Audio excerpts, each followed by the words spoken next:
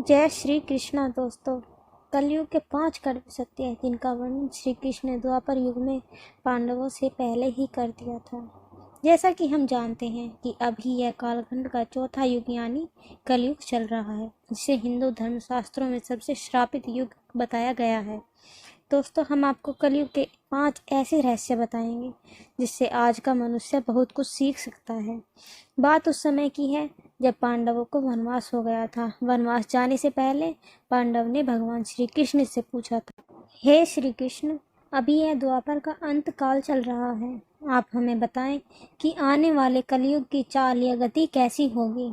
श्री कृष्ण कहते हैं, मैं तुम्हें इसका सीधा सा उत्तर तो नहीं दे सकता, लेकिन तुम पांचों भाई वन में जाओ और जो कुछ भी दिखे उसे आकर मुझे बताना।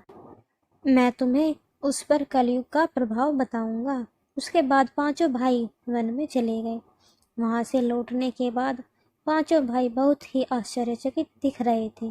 श्री कृष्ण उनसे पूछते हैं, तुम पांचों भाई इतने आश्चर्यचकित क्यों दिख रहे हो? तब सबसे पहले युधिष्ठिर ने उत्तर दिया, हे वासुदेव, मैंने तो पहली बार 2 सूंड वाला हाथी देखा। यह मेरे लिए तो बहुत आश्चर्यजनक था।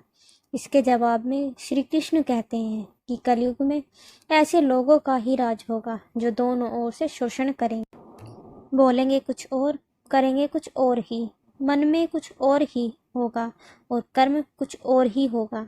ऐसे ही लोगों का कलयुग में राज होगा। तुम कलयुग आने से पहले तक राज कर लो। युधिष्ठिर के बाद अर्जुन ने कहा कि हे माधव, मैंने जो देखा वह तो इससे भी ज्यादा आश्चर्यजनक था।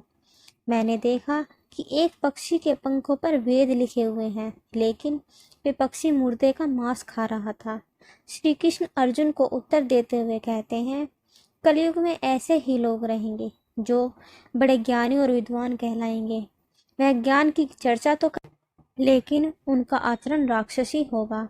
वह बड़े पंडित और विद्वान कहलाएंगे, किंतु वह यह देखते रहेंगे कि कौन सा मनुष्य कब मेरे और हमारे नाम पर संपत्ति कर जाए।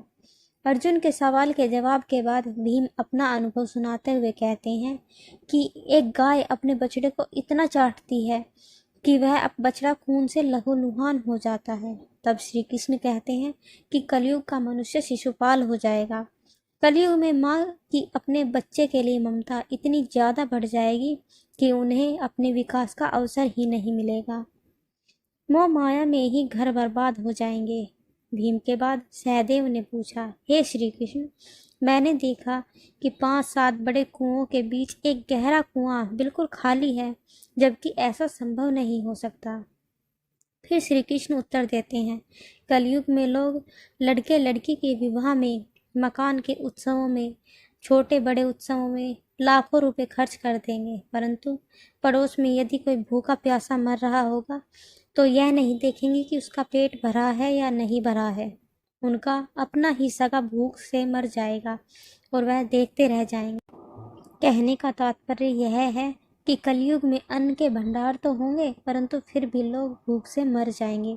सहदेव के बाद नकुल ने श्री कृष्ण से कहा कि हे श्री कृष्ण, मैंने देखा कि एक बड़ी सी चट्टान पहाड़ से गिरती है और बड़े से बड़ा वृक्ष भी उसे रोकने में सक्षम नहीं हो पाता, परंतु एक छोटे से पौधे से टकराकर वह रुक जाती है।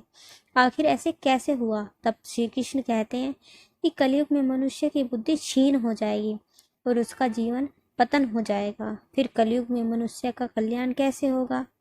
उस पतन को धन और बड़ी से बड़ी सत्ता रूपी वृक्ष भी रोकने में सक्षम नहीं होंगे, किंतु हरि नाम का छोटा सा शब्द बोलने से मनुष्य जीवन का पतन रुक जाएगा।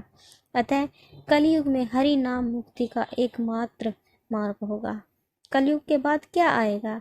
दिन के बाद रात होती है, जैसे ऋतु भी अपने निश्चित समय के साथ परिवर्तित होती है, ठीक उसी प्रकार कलयुग के बाद सतयुग का आना भी अटल सत्य है। सतयुग कैसा होगा? जहाँ फिर से धर्म का बोलबाला होगा, चारों ओर बस प्रेम ही प्रेम होगा। लोग पूजन, कर्म कांड आदि में विश्वास करेंगे। सतयुग के मनुष्य अपने तपोबल से देवी देवताओं से बात कर सकेंगे। आत्मा का परमात्मा से मिलन होगा, सुख होगा। अर्थात साथियों, इसे सृष्टि का स्वर्ण युग कहा जाएगा। लेकिन मित्रों, सतयुग को आने में अभी काफ़ी लंबा समय बाकी है। तो क्यों ना हम सभी कलयुग में अपने धर्म और कर्म के अनुसार सतयुग की तरह ही जीने की ईमानदार कोशिश करते हैं। Thanks for watching. अगर आपको ये वीडियो अच्छी लगी हो तो मुझे कमेंट करके ज़रूर बताना और please like share and subscribe my channel.